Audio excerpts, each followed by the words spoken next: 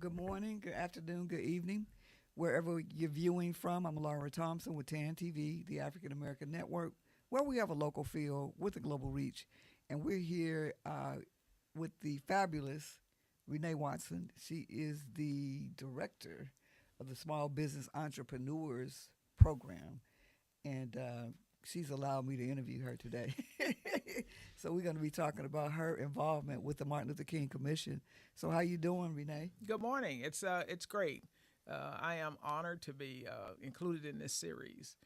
It has been a life's journey from the MLK conversations with Dr. Reverend Callies when I was in school, all the way up through serving on the commission as the chair during the COVID, and then now just being supportive of what the commission is doing. Wow, so that's phenomenal. So before we get started with the full interview, could you give us a little background information on who you are, what you do, why you do it, all that good stuff? Sure. So I'm Renee Watson. I serve as the director of the Small Business and Entrepreneurship Department for Bexar County, and I've been in this position for the past 25 years. Wow. Prior to that, I worked for a state senator, Rodney Ellis out of Houston, and a city council member in San Diego, California. I also ran away with the circus for a year, the Universal Wow. Soul Circus, the Black Circus. I was the director of field marketing, and I traveled all over this country to do that entertainment. And then when we went to Johannesburg, South Africa to perform for Nelson Mandela, I had the privilege of working with their foundations to do some things in Johannesburg. So we've had an opportunity to follow and to be a part of economic development here at Bexar County, as well as all of the socials and economic justice issues. And hopefully we'll get to talk a little bit about that. Wow. So you started working with Martin Luther King activities and marching before the commission was established. So tell us a little bit about that experience. I'm having a deja vu moment right now because I'm sitting here talking to you, and your mom was my PE coach over at Riley Middle School, which is now MLK Academy. Reverend Callies was a shop teacher.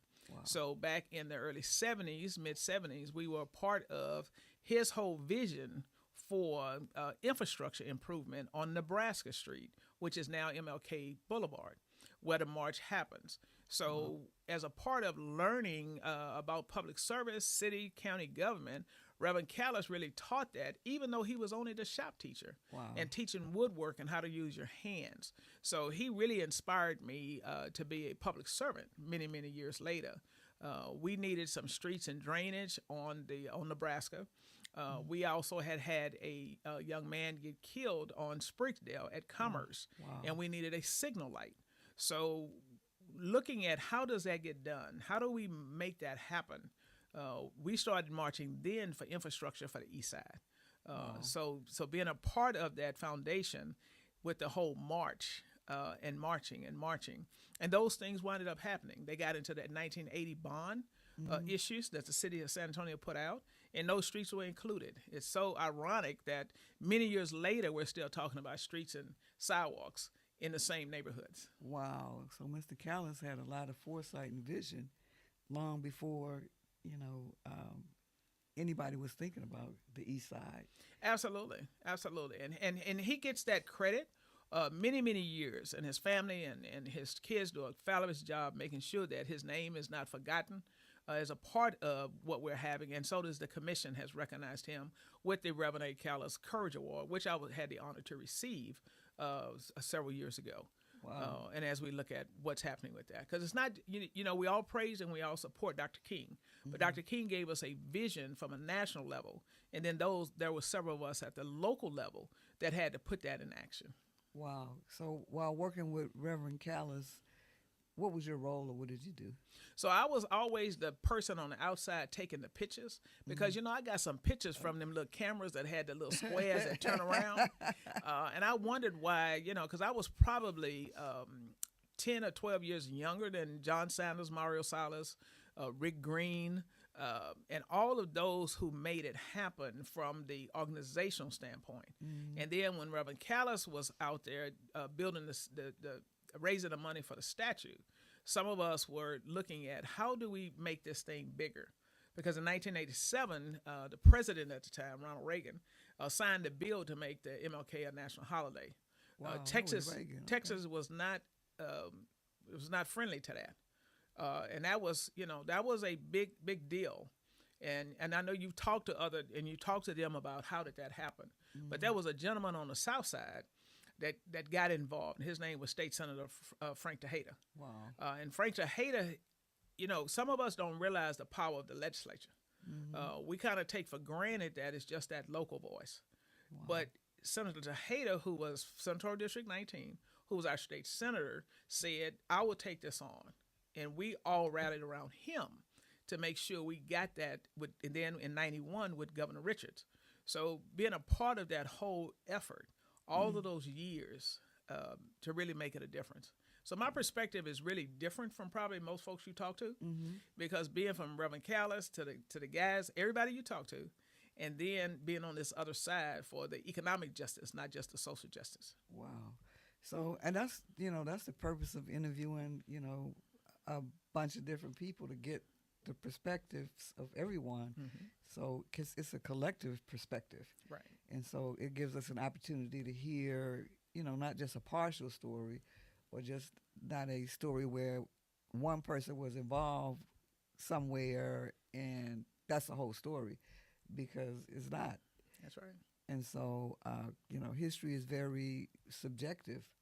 It depends on the people's experience at that time, and everybody involved had some type of experience, and some of it was different. Absolutely.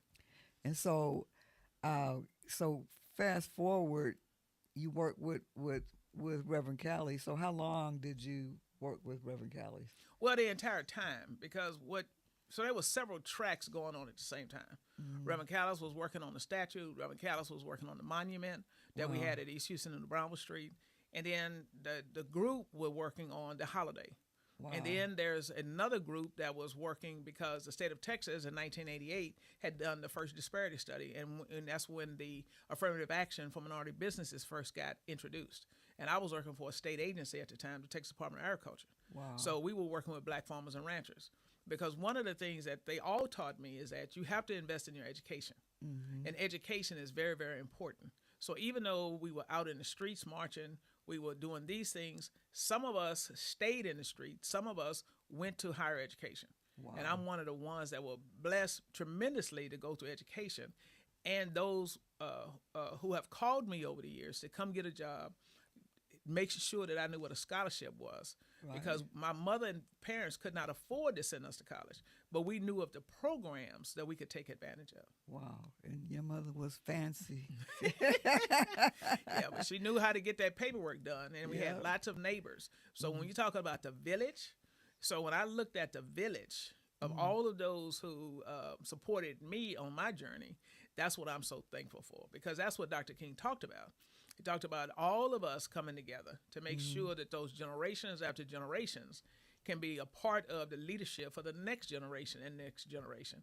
And that's what I have committed my life to. And even though I've been at the county 25 years, for the last 40 years working in public service. Wow, that's phenomenal. So how has your experience working with and being exposed to the work that Reverend Callies, started and led? So how has that helped you in your perspective, in terms of working in economic justice and economic development? Because if you look at Reverend Callies' life, or you look at Dr. King's life, they were preachers first.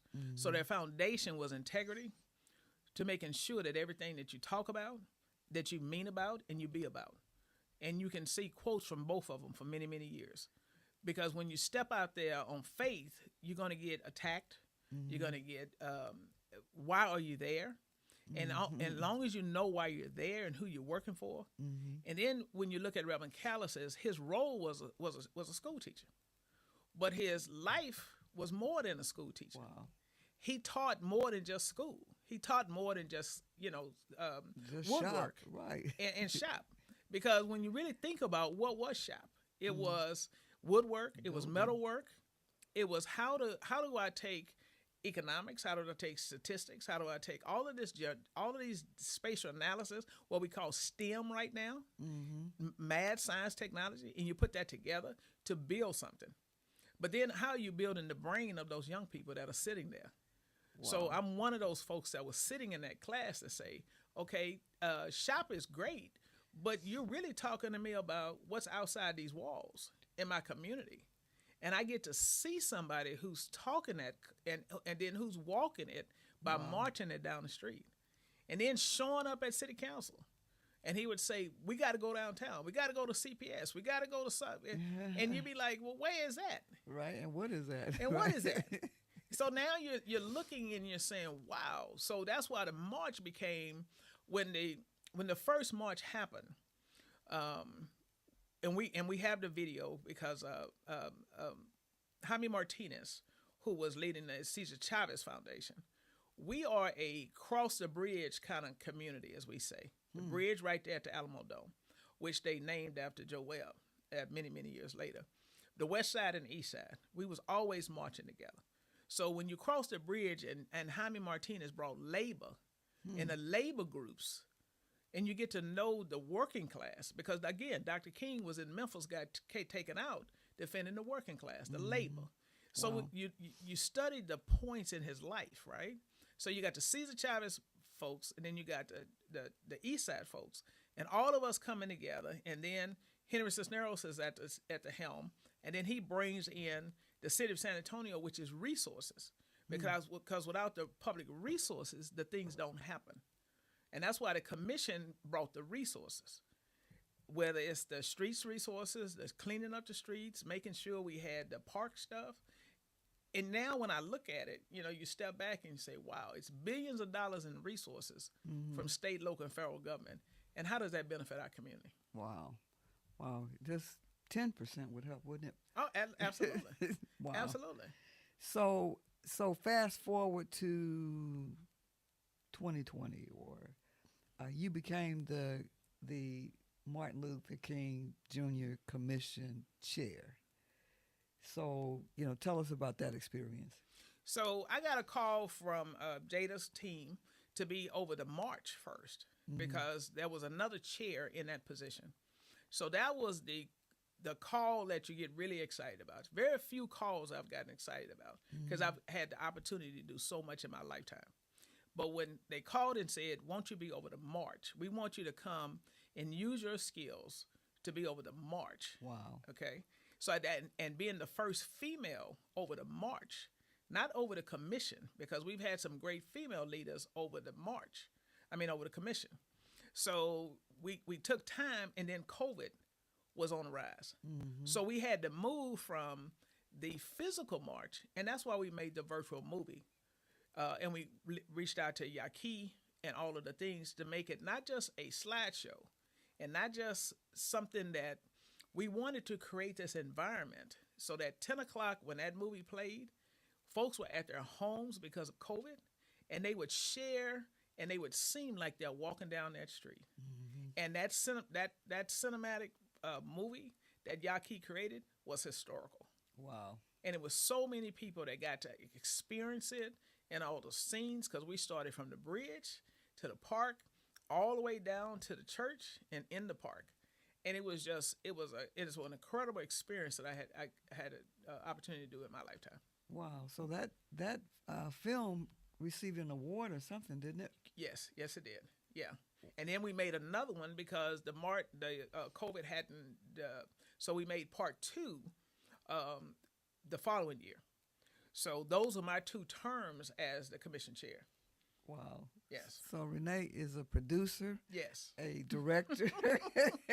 And she's always been that. Absolutely. Ever since, I knew you in middle school working with my mom, I would say, who's that bossy girl? That's right. Little General, as they say. She said, don't worry about Renee. That's Renee Watson. She's my right-hand person. Right. And I remember getting a call from your mom saying, and y'all said, like, hey, I'm having my retirement party. And won't you organize this? And I said, yes, ma'am. Where you having it? What we going to do? And I said, there's that bossy Renee again. But, that's right. But you get things done. You're well respected. You do what you say, and people follow, and you run a tight ship, and keep things in order. And so the community appreciates you for that. I don't think it would be the same without Renee Watson walking in the room. When you walk in the room, people sit up straighter, and there's a strong sense of respect Well, I for appreciate that. what you do. Appreciate that. So how long did you serve on the commission? So for 2 years. Okay. Because most of them are 2-year terms. Okay. And then when a different council person comes in, they decide to bring someone else in. But that was a tremendous amount of burden. That was a load, considering that was COVID. People were we had to have all kind of resources, and the mayor and the judge did a tremendous job by making sure that we had those resources here in San Antonio. So we transitioned out of that position to start working on other type of community resources. So like I serve on the repurposing committee for SAISD. Wow. So that is a tremendous amount of conversation and time that it takes to make sure that our communities are represented. Wow. So I enjoyed my 2 years. Even though I didn't get to do a physical march, the historical nature of documenting what happened through that film is that's a once in a lifetime experience. Right, it's unprecedented. Yeah. Going back to, you started your leadership journey in middle school. Absolutely. And so you had a lot more experience than a lot of adults, when you were in your 20s. And so economic development and economic justice, has always been in the forefront of what you do. And ironically, you've been getting paid for economic development and economic justice for 25 years or more. Right. So tell us about, what you do now and how that connects to the ideals of Dr. Martin Luther King. Absolutely, because I can say I am a student of Dr. King and what he taught, because he had moved into the Poor People's Campaign with the economic and realizing what is the economics, because we have been marching for years as a nation, as a community, for social justice. But then he moved, and the whole movement with the Southern Poverty Law Center, all of those groups started saying, well, let's talk about this economics, jobs, because not only do we want the job, we want to create the jobs. And then how does that happen? Because you look at any other community, there are small businesses, there are businesses in those communities that hire within those populations, except for the African American community. Because when you have an immigrant community, no matter where you are in the United States, around the world, that's just the nature of business and the hiring of family and community. So when Dr. King started looking at that, that's when he lost his life in Memphis. So when you look at with the money, absolutely, because when you look at the principles of what he was talking about, yes, we can fund nonprofits, but where are we in for-profits? Yeah, right? So when you look at the structure of business, so my first job out of college was working for the Texas Department of Agriculture, working with black farmers and ranchers in 1986 for then Jim Hightower, who was over the Texas Department of Agriculture. So having spent 2 years in the back roads of Texas, 150 miles around San Antonio, really understanding agriculture in the state of Texas. Wow. And then leaving to go get my master's degree in urban planning and rural economic development. Wow. As an urban fellow out of New York. Wow. Then spending 5 years in San Diego as a chief of staff, really looking at public policy. And the city of San Diego is exactly the same structure as the city of San Antonio. It's a weak mayor, strong mayor manager form of government. So looking at all of that public service and economic development, and then how do you bring that back to what we're trying to do? And that's what I've been doing here at Bexar County for the past 25 years.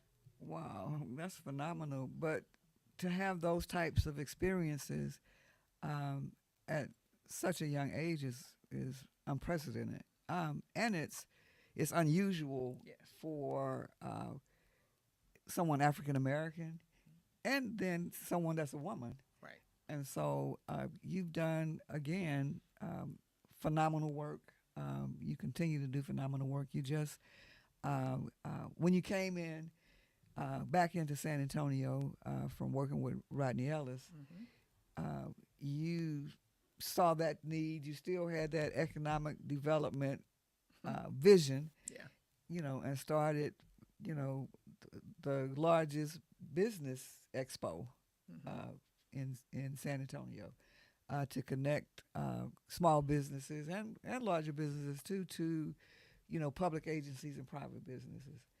And so, again, we commend you for the work that you do and continue to do.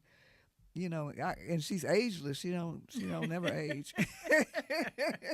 Just calm and candid. Straight to the point, straight business, but very compassionate about what she does. And so, you've been tuned into TAN TV, the African American Network, where we have a local feel with a global reach. And we've been speaking with Renee Watson, the small business development and entrepreneur director for Bexar County. So thank you so much. Thank you. All righty.